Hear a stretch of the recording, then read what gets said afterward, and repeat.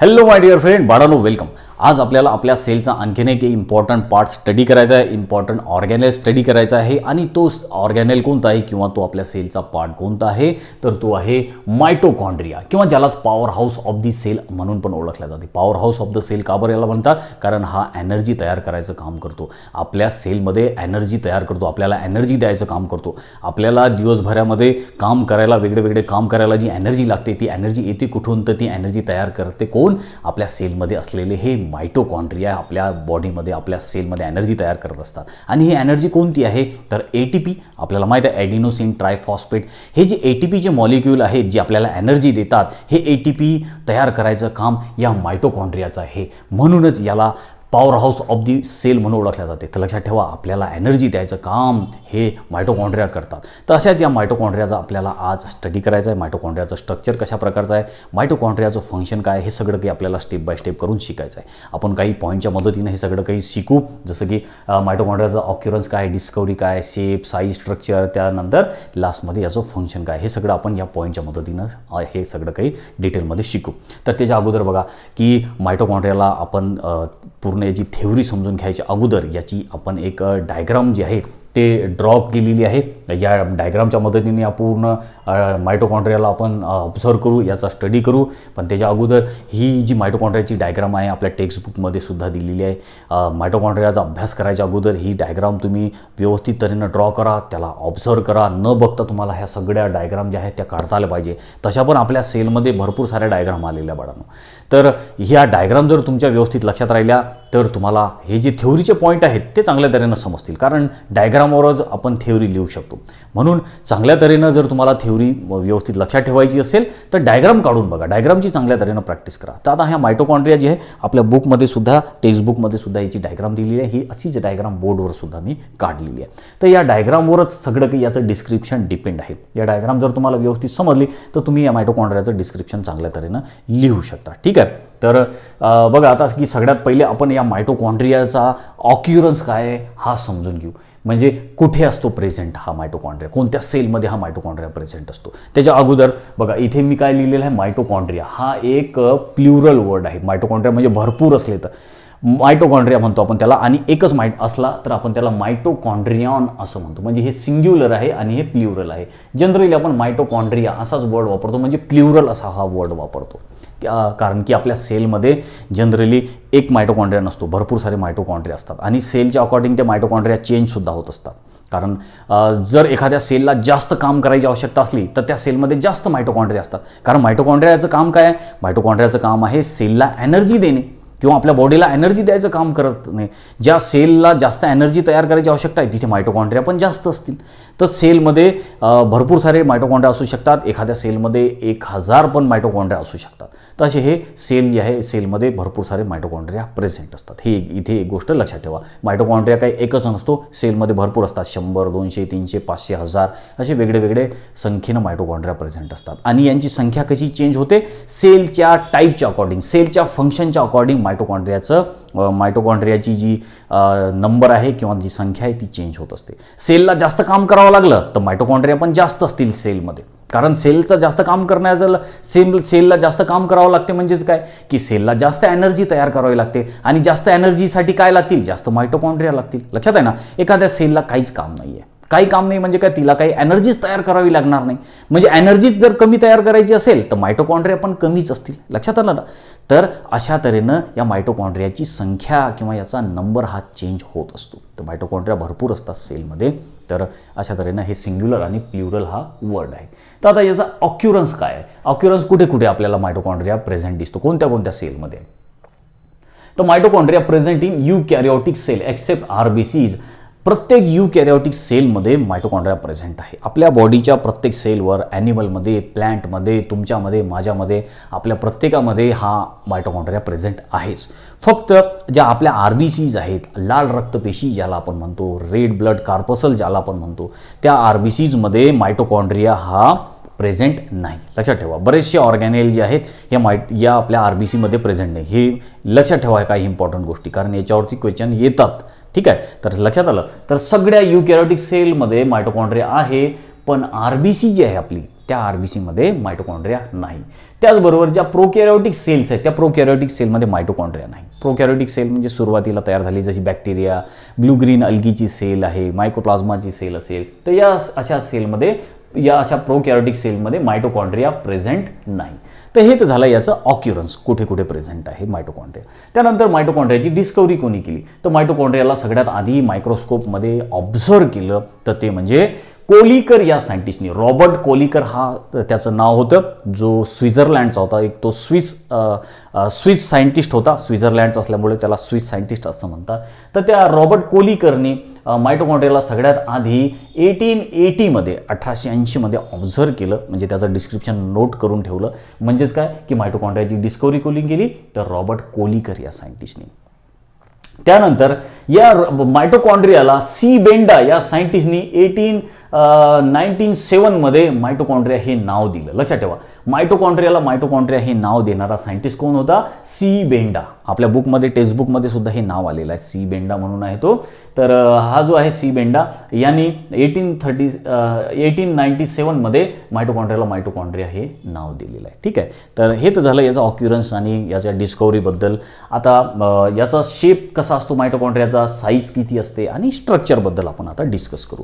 तर आता बघा की याचा जो शेप आहे मायटोकॉन्ड्रियाचा हा चेंज होत असतो. याचा काही फिक्स शेप नाही, पण जनरली आपण काढताना त्याला असा ओव्हलमध्ये, जसं मी इथे पण बोर्डवर ही जी डायग्राम काढलेली आहे मायटोकॉन्ड्रियाची, ही अशी ओव्हल काढलेली आहे.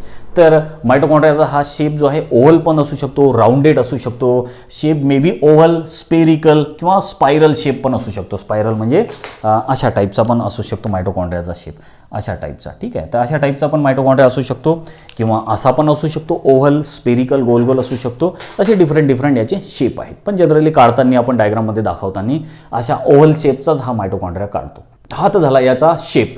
आता याचा जो डायमीटर वगैरे आहे, म्हणजे साईज जे आहे ते किती आहे, तर मायटोकॉन्ड्रिया जो आहे हा 0.2 to 1 मायक्रोमीटर एवढा याचा डायमीटर असतो. मायटोकॉन्ड्रियाचा डायमीटर किती आहे, मायटोकॉन्ड्रियाचा डायमीटर आहे 0.2 to 1 मायक्रोमीटर एवढा याचा डायमीटर आहे. हे सुद्धा इथे लक्षात ठेवा.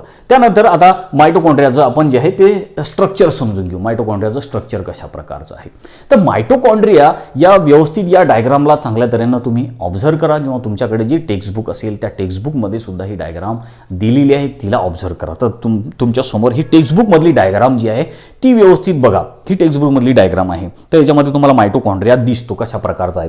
तर हे असं 3D टाईप ही डायग्राम दिलेली आहे. 3D मध्ये ही डायग्राम आपल्याला दिलेली आहे आणि याच्यामध्ये तुम्हाला दिसेल मायटोकॉन्ड्रिया जो आहे याच्या 2 लेयर्स आहे. एक त्याची आउटर लेअर आहे आणि एक त्याची इनर लेअर आहे. बरोबर आहे, आतमध्ये याच्या 2 लेअर दिसतात, आउटर लेअर आणि इनर लेअर, ज्याला आउटर मेम्ब्रेन आणि इनर मेम्ब्रेन असं म्हटलेलं आहे. आणि याच्या आतमध्ये तुम्हाला हे दिसते, काय दिसते, मॅट्रिक्स आहे. त्या मॅट्रिक्सच्या आतमध्ये DNA प्रेझेंट आहेत आणि फिंगर लाईक स्ट्रक्चर आहे, ज्याला क्रिस्टी असं म्हटलं फिंगर लाईक स्ट्रक्चरला. तर हे आपल्या बुकमध्ये दिलेली ही डायग्राम आहे, व्यवस्थित ऑब्झर्व करा. आणि सगळ्यात पहिले तर माझा सल्ला आहे तुम्हाला की ही डायग्राम तुम्ही काढून बघा स्वतः. नुसतं डायग्रामला कधीही बघायचं नाही. तुम्हाला कितीही चांगलं माहीत असलं तरी काही कामात नाही, काही दिवसानंतर तुम्ही विसरणार किंवा चुकासुद्धा होतील त्याच्यामध्ये. म्हणून सगळ्यात चांगला मार्ग कोणता आहे, थेओरी लक्षात ठेवायचा किंवा चांगले मार्क आणायचा की ती डायग्राम स्वतःच ड्रॉ करायची, न बघता ती डायग्राम ड्रॉ करायची, त्याला लेबलिंग करायचं व्यवस्थित, त्याला नेमिंग करायचं, नावं द्यायची त्या डायग्रामला. ह्या सगळ्यात बेस्ट वे आहे. समजले. तर आता आपण या डायग्रामचं हे जे मायटोकॉन्ड्रिया आहे याचं स्ट्रक्चर समजून घेऊ एकदा. तर आता तुम्हाला इथे दिसेल की हा जो आपला मायटोकॉन्ड्रिया आहे हा डबल मेम्ब्रेनपासून बनलेला आहे. 2 मेम्ब्रेन तुम्हाला मायटोकॉन्ड्रियाच्या दिसतात.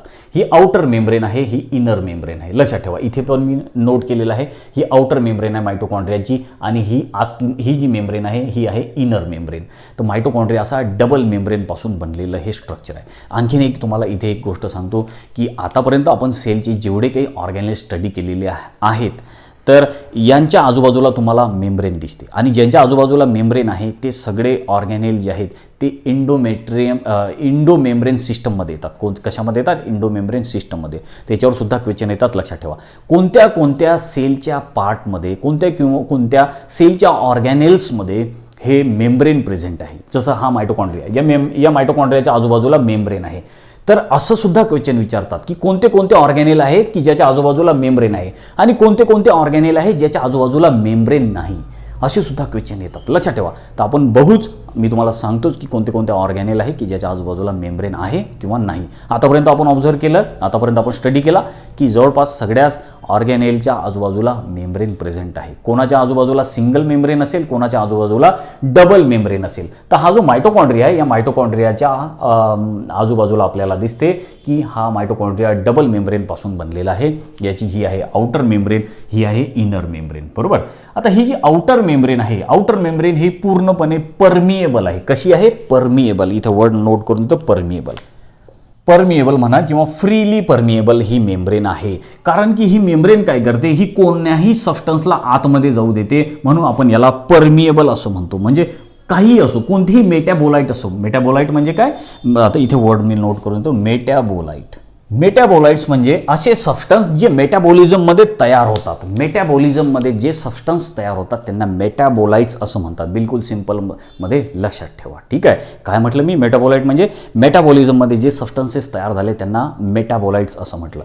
आता ही जी मेम्ब्रेन आहे, ही जी आउटर मेम्ब्रेन आहे, ही कोणत्याही मेटॅबोलाइटला आतमध्ये जाऊ देते किंवा आतल्या मेटॅबोलाइटला बाहेर येऊ देते, किंवा कोणत्याही सबस्टन्सला आतमध्ये जाऊ देईल, कोणत्याही सबस्टन्सला बाहेर येऊ देईल. असं हे या आउटर मेम्ब्रेनचं नेचर आहे. आणि अशा टाईपच्या नेचरला आपण म्हटलं परमिएबल. काय म्हटलं? परमिएबल किंवा फ्रीली परमिएबल. हे लक्षात ठेवा, अशी वर्ड येतील तुम्हाला.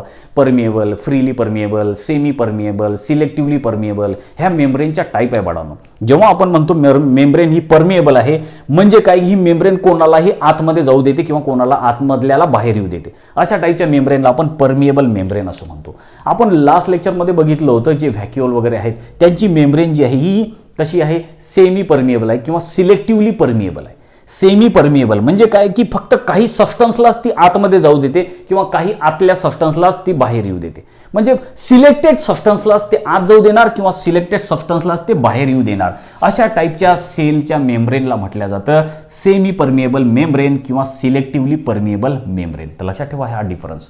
सिलेक्टिव्हली परमिएबल किंवा सेमी परमिएबल म्हणजे अशी मेम्ब्रेन असते जी काही सबस्टन्सलाच आत जाऊ देईल किंवा काही सबस्टन्सलाच बाहेर येऊ देईल. आणि काही मेम्ब्रेन असतात त्या फ्रीली परमिएबल असतात किंवा परमिएबल असतात. ह्या कोणालाही आतमध्ये जाऊ देतात आणि कोणालाही बाहेर येऊ देतात. तर हा एक डिफरन्स इथे लक्षात ठेवा. तर अशा टाईपची ही जी मेम्ब्रेन आहे या मायटोकॉन्ड्रियाची आउटर मेम्ब्रेन, ही परमिएबल आहे, कोणालाही आत जाऊ देते, कोणालाही बाहेर जाऊ देते. आणि या मेम्ब्रेनमध्ये काही प्रोटीन चॅनल्स आहेत ज्यांना पोरिन्स असं म्हणतात. मी इथे काढलेलं आहे, पोरिन्स म्हणतात किंवा पार्सन्स पार्टिकल म्हणतात त्यांना. याला म्हणतात पार्सन पार्टिकल. इथे काही छिद्र आहेत. ही जी आउटर मेम्ब्रेन आहे, या आउटर मेम्ब्रेनमध्ये काही छिद्र आहेत, काही चॅनल आहेत, काही रस्ते आहेत. काही रस्ते आहेत या आतमध्ये जायला, या मेम्ब्रेनमधून आतमध्ये जायला, या मायटोकॉन्ड्रियाच्या आतमध्ये जायला काही चॅनल आहेत, काही रस्ते आहेत. आणि त्या रस्त्यांना म्हणतात पोरिन्स. आणि यांना प्रोटीन चॅनल म्हणतात. काय म्हणतात? प्रोटीनचे बनलेले आहेत हे, म्हणून यांना प्रोटीन चॅनल म्हणतात. आणि या छिद्र जे आहेत, या छिद्रांना पोर्स आहेत, हे पोर्स सारखे आहेत म्हणून यांना पोरिन्स म्हणतात. किंवा या छिद्रांना आणखीन एक नाव आहे पार्सन्स पार्टिकल. काय म्हणतात त्यांना? Parsons particle. इथे नोट सुद्धा मी तुम्हाला करून देतो, पार्सन्स पार्टिकल्स. लक्षात ठेवा, पार्सन्स पार्टिकल म्हणून सुद्धा ओळखल्या जाते. तर आता लक्षात आलं का तुमच्या की ही जी हे आपला जो मायटोकॉन्ड्रिया आहे हा 2 लेअर पासून बनलेला आहे, आउटर मेम्ब्रेन, इनर मेम्ब्रेन. आता आउटर मेम्ब्रेन कशी आहे? आउटर मेम्ब्रेन ही परमिएबल आहे, म्हणजे कोणालाही आत जाऊ देईल, आतल्या कोणालाही बाहेर येऊ देईल. त्याचबरोबर या मेम्ब्रेनमध्ये काही छिद्र आहेत ज्यांना पोरिन्स असं म्हणतात, किंवा हे आहेत प्रोटीन चॅनल. प्रोटीनचे बनलेले असल्यामुळे यांना प्रोटीन चॅनल पण म्हणतात किंवा पोरिन्स म्हणतात, किंवा आणखीन एक त्याला नाव आहे पार्सन्स पार्टिकल. बरोबर. तर या पार्सन पार्टिकल्समधून किंवा या पोरिन्समधूनच सबस्टन्स आतमध्ये येतात किंवा आतमधले सबस्टन्स बाहेर जाऊ शकतात. ठीक आहे, हे लक्षात आलं. तर अशा तऱ्हेने हे आहे आउटर मेम्ब्रेनचं स्ट्रक्चर. आता इनर मेम्ब्रेन जी आपल्याला दिसते, हे बघा, ही आहे इनर मेम्ब्रेन. ही इनर मेम्ब्रेन काही ठिकाणी अशी फोल्ड झालेली आहे आणि फोल्ड झाल्यामुळे असे काही फिंगर लाईक स्ट्रक्चर तयार झालेले तुम्हाला दिसतात. आणि या फिंगर लाईक स्ट्रक्चरला म्हटलं क्रिस्टी. काय म्हटलं? क्रिस्टी. बघा, ही आहे आतमधली मेम्ब्रेन, इनर मेम्ब्रेन या मायटोकॉन्ड्रियाची, आणि काही ठिकाणी ती अशी फोल्ड झालेली दिसते आपल्याला. आणि फोल्ड झाल्यामुळे असे काही फिंगर लाईक स्ट्रक्चर तयार झाले. बघा, हे फिंगर लाईक स्ट्रक्चर, हे फिंगर लाईक स्ट्रक्चर. तर याला क्रिस्टी असं म्हटलं जातं. एक असलं तर क्रिस्टा, आणि जास्त आहेत म्हणून क्रिस्टी असं म्हटलं. तर अशा तऱ्हेनं ही आहे इनर मेम्ब्रेन, ही आहे आउटर मेम्ब्रेन. आता या इनर आणि आउटर मेम्ब्रेनच्या मध्ये जी स्पेस आहे त्या स्पेसला आउटर चेंबर असं म्हटलं जातं किंवा आउटर स्पेस असं म्हटलं जातं. लक्षात ठेवा, ही बघा काय काय म्हटलं मी, आउटर मेम्ब्रेन, इनर मेम्ब्रेन, या दोघांच्या मध्ये जी स्पेस तुम्हाला दिसते या स्पेसला म्हणतात आउटर चेंबर. इथं नोट करून दिलेलं आहे मी, आउटर चेंबर असं म्हटलं जातं किंवा आउटर स्पेस असं म्हटलं जातं. आणि या इनर मेम्ब्रेनच्या आतमध्ये जी स्पेस आहे, आता ही आहे इनर मेम्ब्रेन, बरोबर, ही आहे इनर मेम्ब्रेन. या इनर मेम्ब्रेनच्या आजूबाजूला हे आतमध्ये जी काही स्पेस आहे, जी मोकळी जागा आहे, त्याला म्हटलं जातं इनर चेंबर. हा आहे इनर चेंबर, हा आहे आउटर चेंबर. तर लक्षात ठेवा. आणखीन एक इम्पॉर्टंट गोष्ट म्हणजे ही जी इनर मेम्ब्रेन आहे, ही जी आतली जी मेम्ब्रेन आहे किंवा जी लेअर आहे, ही सिलेक्टिव्हली परमिएबल आहे. कशी आहे? Selectively permeable. सिलेक्टिव्हली परमिएबल किंवा सेमी परमिएबल असं म्हणू आपण याला. तर दोघांमधला आता डिफरन्स लक्षात ठेवा. या मायटोकॉन्ड्रियाची ही जी आउटर मेम्ब्रेन आहे ती परमिएबल आहे, इनर मेम्ब्रेन ही सिलेक्टिव्हली परमिएबल आहे किंवा सेमी परमिएबल आहे. लक्षात ठेवा या दोघांमधला डिफरन्स. त्यानंतर आता या आतमध्ये, या इनर मेम्ब्रेनच्या आतमध्ये तुम्हाला असं फ्लुइड सारखं स्ट्रक्चर दिसते. सेमी फ्लुइड आहे हे, थोडंसं असं पाण्यासारखं आहे, फ्लुइड आहे हे, ठीक आहे. तर याला काय म्हटलं जातं? याला मॅट्रिक्स असं म्हणतात. काय म्हणतात? मॅट्रिक्स. लक्षात ठेवा, हे आहे मॅट्रिक्स. हे आतमध्ये जे फ्लुइड स्ट्रक्चर आहे, जे वाटरी सारखं जो वाटरी सबस्टन्स याच्या आतमध्ये इनर मेम्ब्रेनच्या, त्याला आपण मॅट्रिक्स असं म्हणतो. आता काय काय आहे या मॅट्रिक्सच्या आतमध्ये? या मॅट्रिक्सच्या आतमध्ये भरपूर सारे एन्झाईम्स आहेत, याच्यामध्ये DNA आहेत, याच्यामध्ये RNA आहेत. लक्षात ठेवा. तर हे मॅट्रिक्स जे आहे हे खूप कामाचं आहे. याच्यामध्ये खूप कामाचे सबस्टन्स आहे. इनर चेंबरमध्ये हा जो फ्लुइड सारखा सबस्टन्स आहे त्याला आपण मॅट्रिक्स म्हटलं. आणि या मॅट्रिक्समध्ये काय काय आहे इथे नोटसुद्धा मी तुम्हाला करून दिलेलं आहे. लक्षात ठेवा काय काय आहे मॅट्रिक्सच्या आतमध्ये. तर या मॅट्रिक्समध्ये आहे किंवा या फ्लुइडच्या आत किंवा इनर चेंबरच्या आतमध्ये आहे DNA, सर्क्युलर DNA. मायटोकॉन्ड्रियामध्ये DNA आहे. लक्षात ठेवा, मायटोकॉन्ड्रियाच्या आत पण DNA आहे. जसं आपण बघितलं न्यूक्लियस, त्या न्यूक्लियसच्या आतमध्ये तर DNA असतोच, पण मायटोकॉन्ड्रियामध्ये पण DNA आहे. इथे ह्या गोष्टी काही लक्षात ठेवा, इम्पॉर्टंट. तुम्हाला क्वेश्चन येऊ शकतात याच्यावरती किंवा तुमच्या नॉलेजसाठी पण लक्षात ठेवा की आपण आतापर्यंत हे शिकलो की आपण न्यूक्लियस काढतो, त्याच्या आतमध्ये DNA दाखवतो, पण DNA न्यूक्लियसमध्ये तर आहेच, DNA हा आपल्या मायटोकॉन्ड्रियामध्ये सुद्धा आहे. हे सुद्धा एक लक्षात ठेवा. ठीक आहे. तर आता इथे आहे या मॅट्रिक्सच्या आत सर्क्युलर DNA, त्याचबरोबर या मॅट्रिक्समध्ये आहे RNA, या मॅट्रिक्समध्ये आहे रायबोझोमसुद्धा आहेत. आणि कोणत्या टाईपचे रायबोझोम आहे? 70S टाईपचे रायबोझोम्स या मायटोकॉन्ड्रियामध्ये आहेत. ठीक आहे. या रायबोझोमचे टाईप्स आपण नंतर समजून घेणारच रायबोझोम शिकताना. सध्या इथे हेच लक्षात ठेवा की इथे या मॅट्रिक्समध्ये जे रायबोझोम्स आहेत ते 70S टाईपचे रायबोझोम्स आहेत. त्याचबरोबर या मॅट्रिक्समध्ये आणखीन काय काय आहे?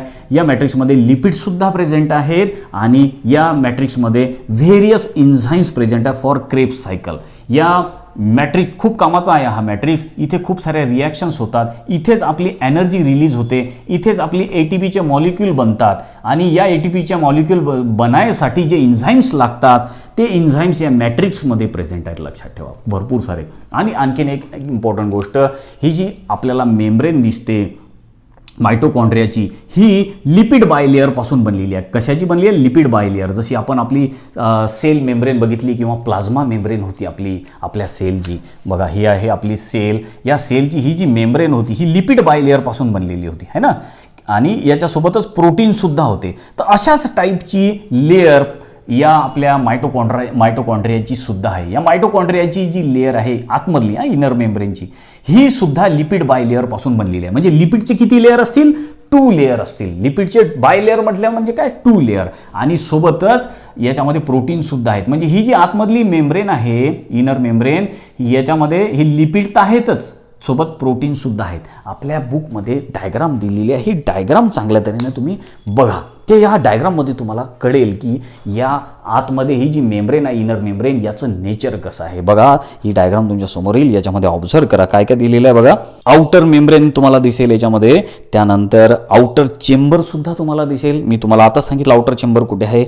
त्यानंतर प्रोटीनची लेअर आहे आणि लिपिडची लेअर सुद्धा दिलेली आहे. आणि लिपिड कशा आहे? बाय लेअरची आहे. बघा 2 आहेत, खाली आणि वरती असे. त्यानंतर तुम्हाला दिसते रिस्पिरेटरी चेन अँड एन्झाईम. त्यानंतर इंट्राक्रिस्टल स्पेस तुम्हाला दिसते. क्रिस्टीच्या मधात जी स्पेस आहे त्याला इंट्राक्रिस्टल स्पेस असं म्हटलं. त्यानंतर मायटोकॉन्ड्रियल क्रिस्टा हा तर दिलेलाच आहे. आणि आता दिसते तुम्हाला त्याच्या आतमध्ये F1 पार्टिकल किंवा ऑक्झिझोम्स त्याला म्हणतात ते. तर हे स्ट्रक्चर चांगल्या तऱ्हेनं लक्षात ठेवा. तर बिलकुल सिंपल आहे बाळांनो, सगळ्यात इझी आहे आपल्या सेलमध्ये. तर आतापर्यंत आलेलं हे सगळ्यात इझी स्ट्रक्चर आहे, सगळ्यात सिंपल असं याचं डिस्क्रिप्शन आहे, बिलकुल सिंपल डिस्क्रिप्शन आहे. तर आतापर्यंत आपण पाहिलं की याच्या आतमध्ये आहे मॅट्रिक्स, आणि या मॅट्रिक्समध्ये खूप सारे सबस्टन्स आहेत, जसं DNA RNA आहेत, रायबोझोम पण आहे, याच्यामध्ये लिपिडसुद्धा आहेत आणि वेगवेगळे एन्झाईम्ससुद्धा याच्यामध्ये आहेत. आणि ही जी मेम्ब्रेन आहे आतमधली किंवा ही जी इनर मेम्ब्रेन आहे ही प्रोटीन आणि लिपिडपासून बनलेली आहे. आता आणखीन एक इम्पॉर्टंट गोष्ट की याच्या आतमध्ये हे जे फिंगर लाईक स्ट्रक्चर आहे, ज्याला आपण क्रिस्टी असं म्हटलं, आता याच्यामध्ये तुम्हाला काही लॉलीपॉप सारखं किंवा आपली जी टेनिसची बॅट असते ना, ज्याला आपण रॅकेट म्हणतो टेनिसची बॅट, तर त्या टेनिसच्या बॅट सारखं किंवा असं लॉलीपॉप सारखं स्ट्रक्चर दिसते बघा. इथे मी रेड कलरनी ते शो केलेलं आहे, हे तुम्हाला दिसते, हे रेड कलरनी शो केलेलं आहे हे. तर हे असं लॉलीपॉप सारखं स्ट्रक्चर आहे किंवा टेनिसच्या बॅट सारखं स्ट्रक्चर आहे, ज्याला ऑक्झिझोम्स असं म्हणतात किंवा याला F1 पार्टिकल्स असं सुद्धा म्हणतात किंवा एलिमेंटरी पार्टिकल असं सुद्धा म्हणतात. भरपूर नाव आहे त्याला बघा. हे इम्पॉर्टंट स्ट्रक्चर आहे बरं, हे ध्यानात ठेवायचं तुम्ही. तर हे जे क्रिस्टीच्या आतमध्ये तुम्हाला स्ट्रक्चर दिसते किंवा आपल्या मायटोकॉन्ड्रियामध्ये हे जे इनर मेम्ब्रेनमध्ये जे स्ट्रक्चर आहे त्याला म्हणतात ऑक्झिझोम्स किंवा F1 पार्टिकल किंवा त्याला एलिमेंटरी पार्टिकल म्हणतात किंवा आणखीन त्याला नाव आहे फर्नांडेज आणि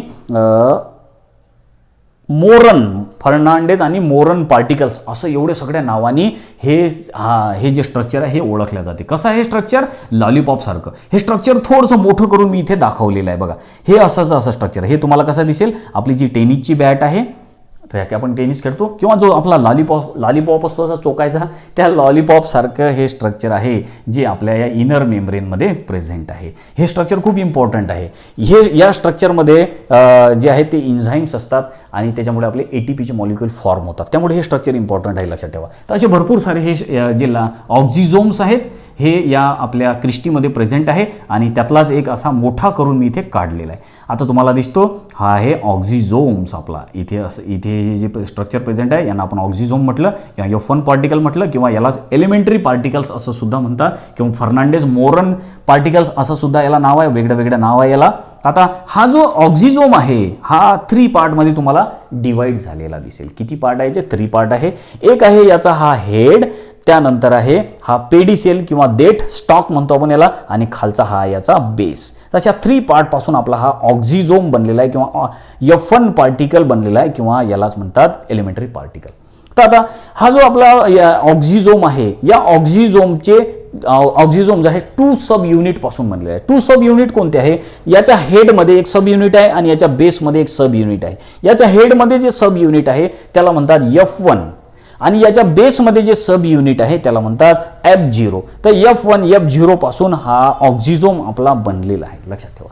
आणि हा ऑक्झिझोम आपल्या या मायटोकॉन्ड्रियामध्ये म्हणजेच आपल्या या इनर मेम्ब्रेनमध्ये म्हणजेच आपल्या या मॅट्रिक्समध्ये प्रेझेंट आहे. असे खूप सारे ऑक्झिझोम्स तुम्हाला प्रेझेंट दिसतील या डायग्राममध्ये. त्यातलाच एक मोठा करून मी इथे काढलेला आहे. तर व्यवस्थित तऱ्हेनं ऑब्झर्व करा. आता या ऑक्झिझोममध्ये खूप सारे एन्झाईम्स आहे. हा एन्झाईम म्हणून ॲक्ट होतो. याच्यामध्ये ATP सिंथेसिस नावाचं एन्झाईम आहे या ऑक्झिझोममध्ये आणि हा ऑक्झिझोम ATP मॉलिक्यूल तयार करायला हेल्प करतो आपल्याला, लक्षात आलं. तर अशा तऱ्हेने हे बिलकुल सिंपल, सगळ्यात सिंपल या मायटोकॉन्ड्रियाचं स्ट्रक्चर आहे. काहीही हार्ड नाही याच्यामध्ये, खूप सिंपल आहे. आणि तुम्हाला कसं लक्षात राहील हे? तर तुम्ही जेव्हा याच्या चांगल्या तऱ्हेचा डायग्राम ड्रॉ करसाल, डायग्राम लक्षात ठेवसाल, तेव्हाच तुम्हाला हे सिंपल वाटेल, तेव्हाच तुमच्या हे लक्षात राहील. ठीक आहे. तर अशा तऱ्हेनं हे स्ट्रक्चर आपण बघितलं. आता लास्ट पार्ट आहे तो म्हणजे याचा फंक्शनचा. तर सुरुवातीला मी तुम्हाला सांगितलं की मायटोकॉन्ड्रिया जो आहे हा power house of the cell म्हणून ओळखला जातो. हा आपल्या सेलमध्ये एनर्जी तयार करतो, आपल्या बॉडीमध्ये एनर्जी तयार करतो. आणि एनर्जी कोणती असते? तर ATP नावाची, एडिनोसिन ट्रायफॉस्फेट मध्ये एनर्जी तयार होते. हे सगळं स्ट्रक्चर जे आहे बाळांनो मायटोकॉन्ड्रियाचं, आपण जेव्हा रेस्पिरेशन हा चॅप्टर स्टडी करणार, रेस्पिरेशनमध्ये जेव्हा तुम्ही या चॅप्टरचा स्टडी करणार तेव्हा मायटोकॉन्ड्रिया हा तिथे खूप कामात पडणार आहे तुम्हाला. तर त्या रेस्पिरेशनमध्ये कसे ATPचे मॉलिक्यूल फॉर्म होतात, कुठे फॉर्म होतात, ते सगळं काही तुम्हाला तिथे शिकायला भेटेल. आणि त्याच्यातला सगळा इम्पॉर्टंट पार्ट आहे मायटोकॉन्ड्रिया. मायटोकॉन्ड्रियामध्येच ह्या सगळ्या प्रोसेस होतात, लक्षात ठेवा.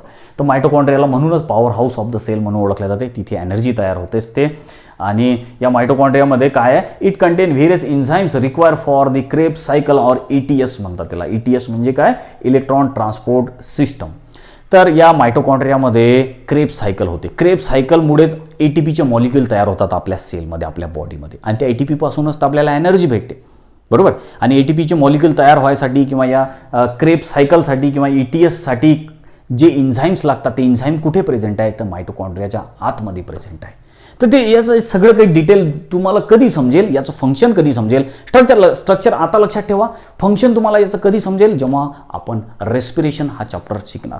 तुम्ही जेव्हा रेस्पिरेशन हा चॅप्टर अभ्यास करणार तेव्हा तुम्हाला मायटोकॉन्ड्रियाची जे फंक्शन आहे ते आणखीन चांगल्या तऱ्हेने त्याच्यामध्ये समजेल. तर हा होता आपला आजचा हा टॉपिक मायटोकॉन्ड्रिया. बिलकुल इझी आहे. तुमचे काही डाऊट किंवा तुमचे काही क्वेश्चन्स असले तर कमेंट करून मला जरूर विचारायचे याच्यामध्ये. याच्यानंतर आपल्याला आणखीनही आपल्या सेलचा एक इम्पॉर्टंट पार्टचा स्टडी करायचा आहे आणि तो आहे प्लास्टिड्स.